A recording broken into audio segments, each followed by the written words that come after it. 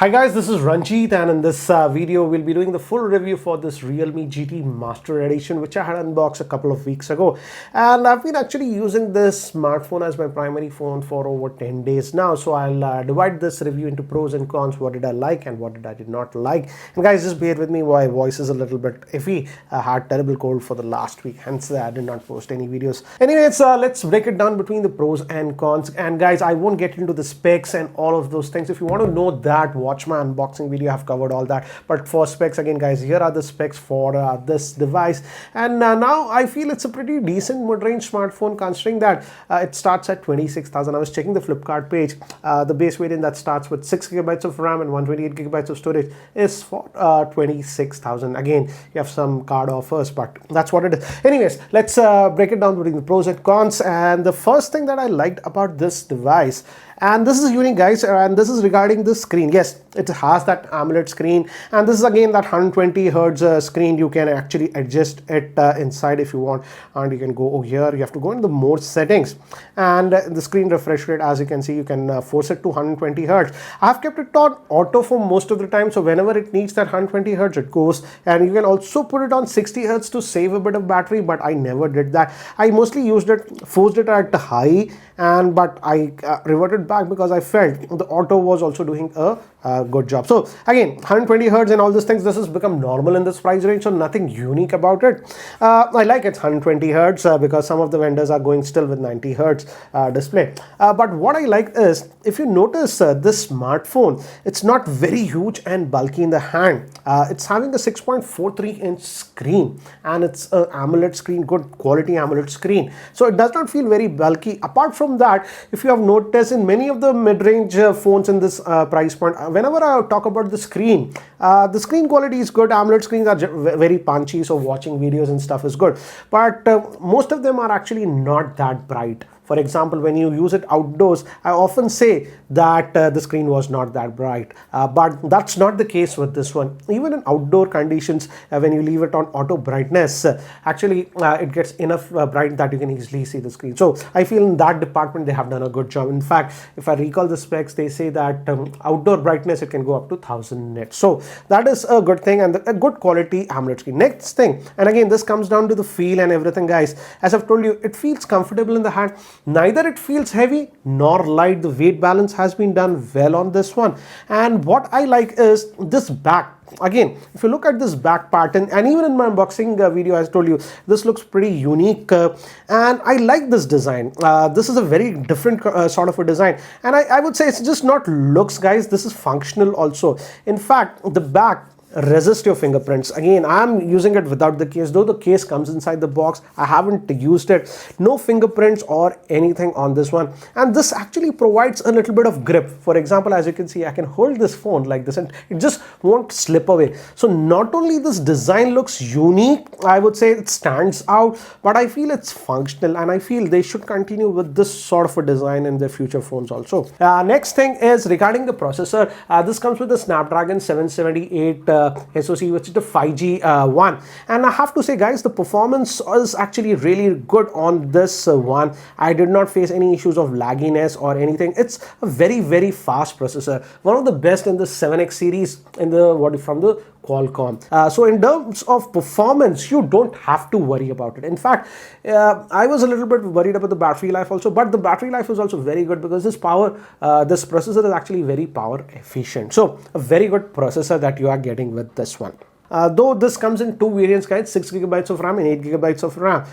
Realme is also having that dynamic RAM expansion. For example, this is the 8 gigabyte RAM variant, and if you click on here, as you can see, you have that RAM expansion option. You can disable it if you want. By default it is on. By default it will be set to 3 gigabytes, and you can go all the way up to 5 gigabytes. So think of this as sort of virtual RAM. I've just kept it now to 2 GB, and in day-to-day performance, I did not find any issues with this smartphone. So again, I didn't feel the need for that excess RAM, but that option is there. If you're running simultaneously some heavy apps, you don't have to worry about it. It has that dynamic RAM functionality. Now moving to the functionality, and I don't know about you, but I still take a lot of calls via the smartphone like this.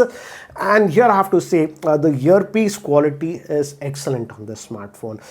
Again, I took a lot of calls with this one, even long calls, and also we don't have that proximity sensor issue with this device. So in terms of the earpiece and even network reception, those things are done well on this smartphone.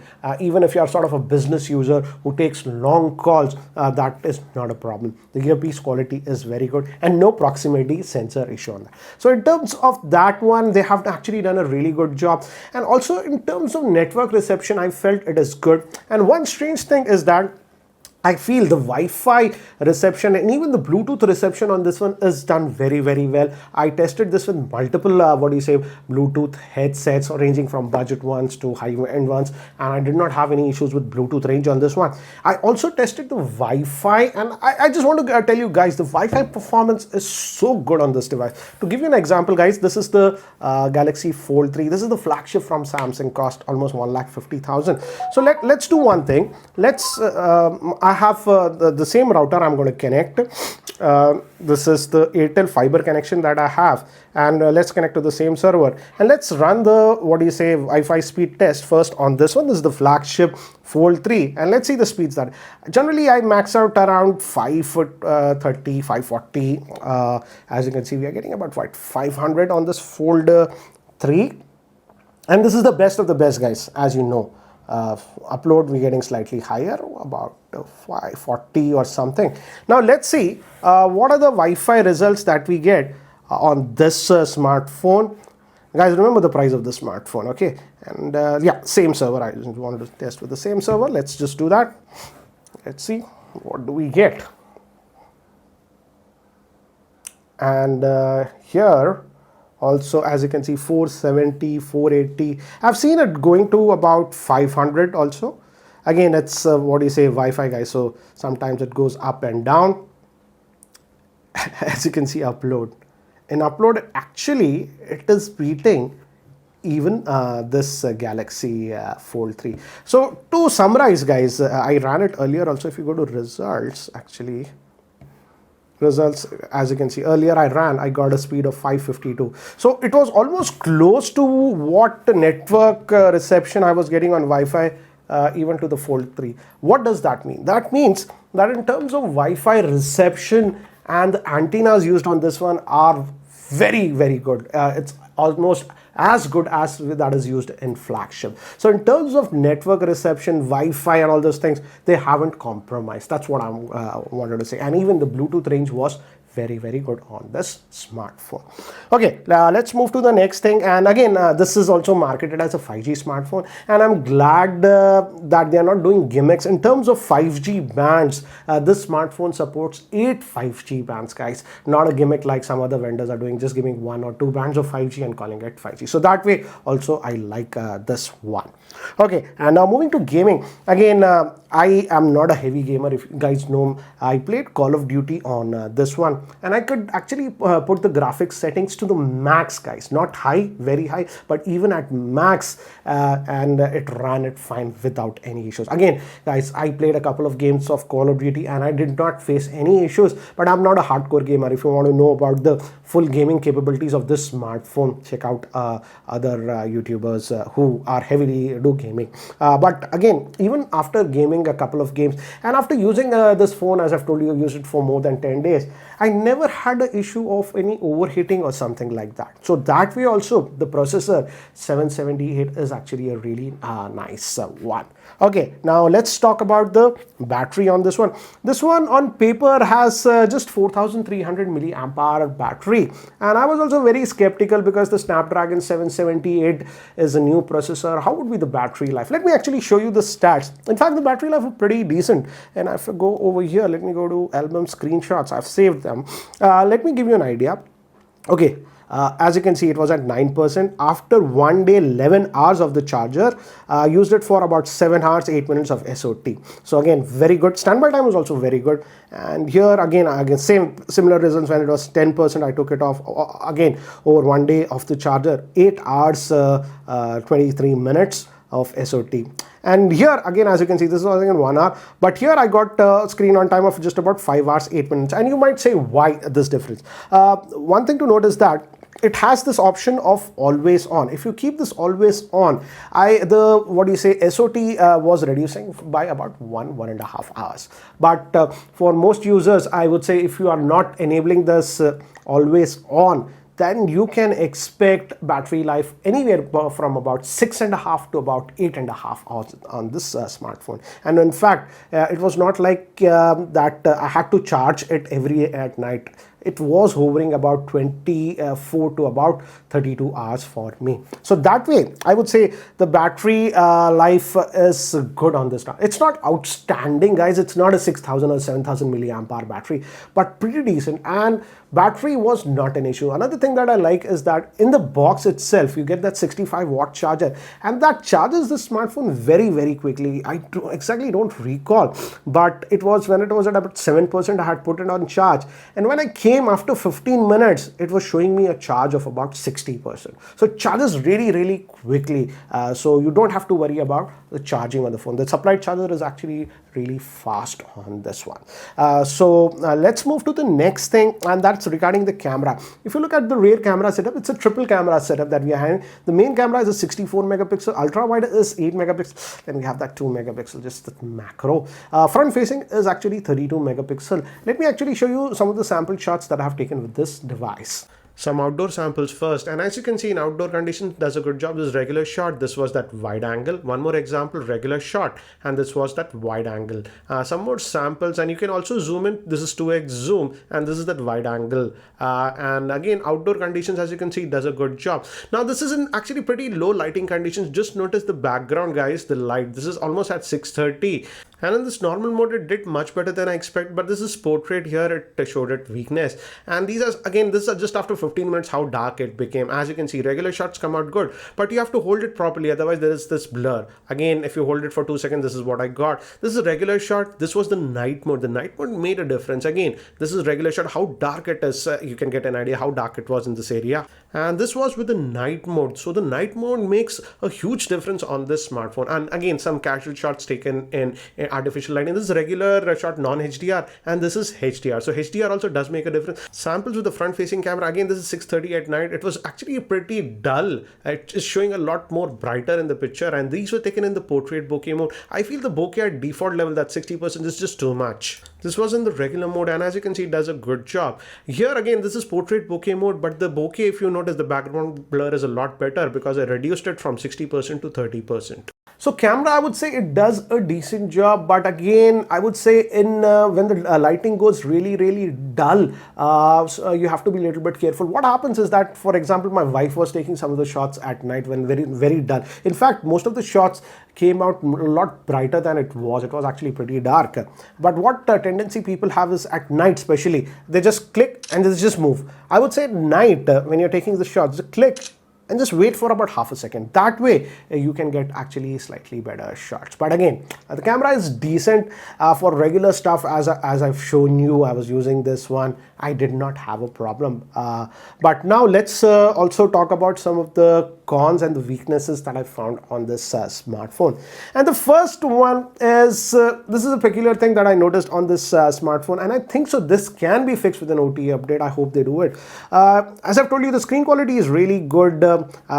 Even for watching videos and stuff, it's good. But the thing is that, especially in indoor conditions, when you enable auto brightness, it has a tendency to lower the brightness very, very aggressively. That's what I have noticed on this device. But once you manually just adjust it, it stays there. But by default, it has that tendency to lower the brightness. Regarding lowering the brightness, one thing that I really like, this is actually a plus point, not a con.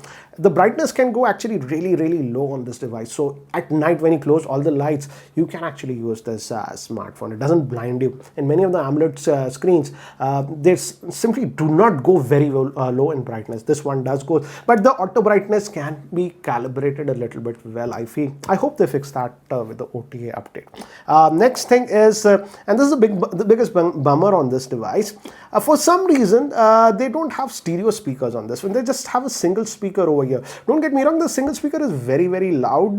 Copyright-free songs, if I go music, let me give you an idea. It is actually really loud, but let me increase the volume. It comes only from this one. Let's just go. As you can see, it's coming from this.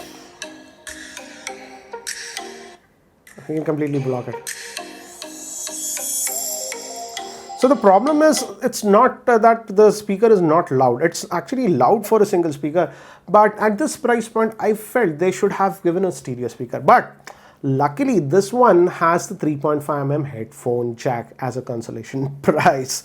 Anyways, the next thing is there is some preloaded bloatware, and I even showed this in my unboxing video. So yes, there is some preloaded bloatware, but you can uninstall quite a. I didn't do it, for example, Josh and all those things. As you can see, you can uninstall it. For Exoloop is there, the Snapchat is there. You can uninstall, but there is quite a bit of preloaded bloatware that is there on this device, and you have to actually clean it. Another thing, as I've shown in the unboxing video also, this browser app has a tendency to send you unnecessary notifications. So go in the manage notification and just remove this, and do this even for the themes. The themes also do send out some notifications here. I've removed it now and I'm not getting that. Lastly, this is regarding HDR, and this is a very strange thing, guys. Not strictly a con, but something that I noticed.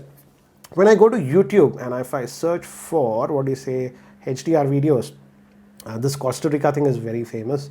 And if I go here, my camera will go haywire because it can't. But as you can see, it does support HDR. On YouTube, HDR works really well on this smartphone. So the hardware is there and it is supporting HDR. But for some reason, if you go to Netflix, let me just go to my profile and I go here, and if I go to app settings, if you go over here and go to the playback specification, it does have that widewell L1 support. So yes, it will play in HD and all those things. That's not a problem. But if you look at the bottom portion, that is HDR capability, it says none. And I don't know why. I think so Realme has to work with Netflix and enable this, because the hardware is there. The phone, the AMOLED panel is supporting HDR, but Netflix app is not supporting HDR. I thought you guys should know that. I hope they fix that with, again, an OTA update. So guys, these were some of the cons with this device. And if we talk about the pricing of this device, you can get this device for about 26,000. It starts at that price point. And I feel at that price point, this is a decent practical Android smartphone. No, a smartphone is perfect. Everything has its pros and cons, but overall, I feel it's a decent smartphone. Anyways, guys, that's it for now for this review. What do you guys feel about the same? Anyways, guys, if you're still not subscribed to the YouTube channel, hit that subscribe button. This is Ranjit, and I hope to see you in my next video. Take care, guys.